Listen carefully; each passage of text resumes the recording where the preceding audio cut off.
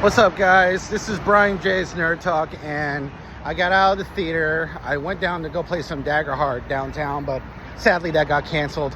I went to see Superman, the Superman movie today. It was so good. Such a good movie. It's the best Superman movie since the original Superman by Richard Donner. Since the first two Superman movies. I don't think Richard Donner did the second one. It was a different director, but that was a good movie, and I love Superman the movie. The original film is such a great movie. And, Christopher Reeve's Superman is still the best Superman. He's absolutely amazing. But David Coruscant is really great as Superman. The new movie is so good. It's so hopeful. It's so optimistic. And it is 100% a Superman movie. It portrays Superman in a really good, positive light. It portrays him as this optimistic hero who loves humanity, who will go out of his way to save humanity and save animals and men, women, and children. He saves squirrels. I think he saves a cat too. And his dog Crypto is such a wonderful character, a wonderful supporting character. And I feel like Crypto kind of steals the movie. Everybody else is great, including the Justice Gang, which I don't know if that's going to be their official name, but Hawkgirl, Isabel Merced plays Hawkgirl, and she's really good.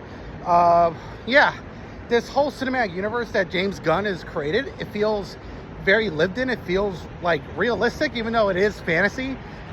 There's this sense of world building and development with the world he's creating that feels very organic. It feels like things are done in a way that makes sense and that you can follow everything that's going on. And it skips the origin story. But we already know Superman's origin story, so it touches on it, but it just mostly skips it. And it kind of gives the history of when gods and monsters were first discovered, all the metahumans, 300 years ago, so like in the early 1700s. And then it talks about Superman, how he crash landed on the planet 3 decades before, so he's like 30 years old in this movie.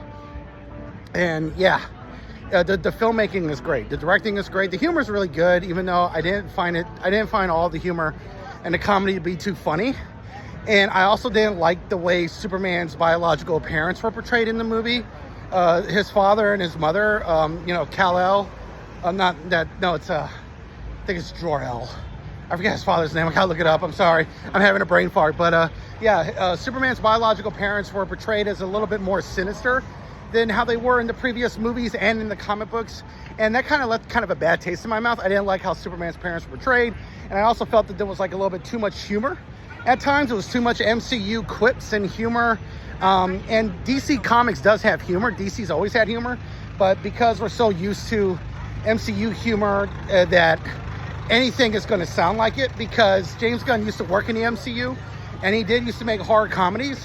And that's probably why Superman's humor and dialogue sounds a little bit too similar to other superhero movies. Other than that, the visuals are amazing. The fight choreography is great. I love the filmmaking. The performances are great. The actor, David Coruscant, playing Superman is great.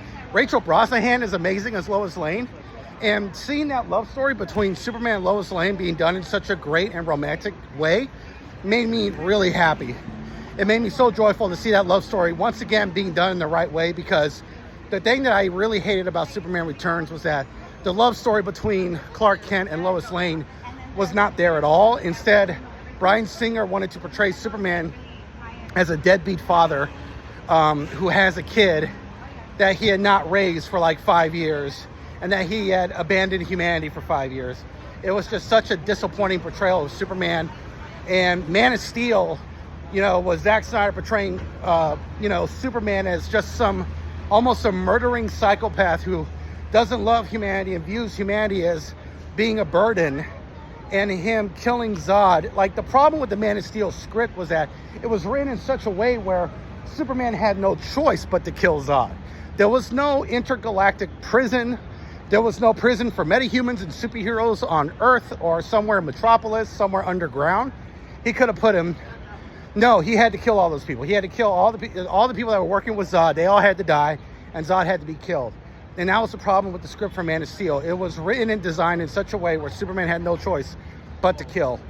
And that's why it was so disappointing. But Not in this new movie. In this Superman movie, there's an intergalactic prison, which Superman mentioned.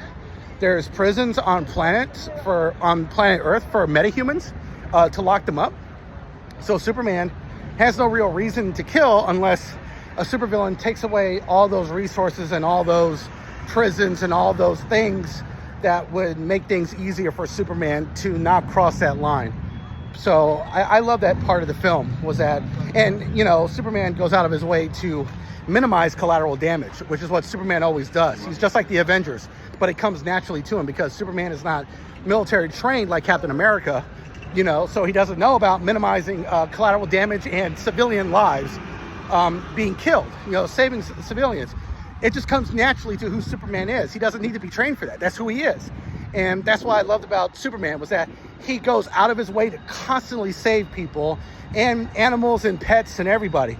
It was so great to watch, and this is the best Superman movie I have seen in years. I give Superman 2025 an 8.5 out of 10. I think this is the second or third best James Gunn movie that he's done. I think this is his second or third best film. But yeah, those are my thoughts.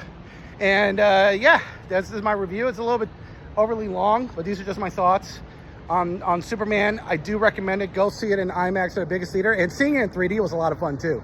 I saw it in 3D IMAX, but I want to see it again in regular IMAX without the 3D, just to see what it looks like then. But yeah, this is Brian J's Nerd Talk, and I'll talk to y'all later. Peace.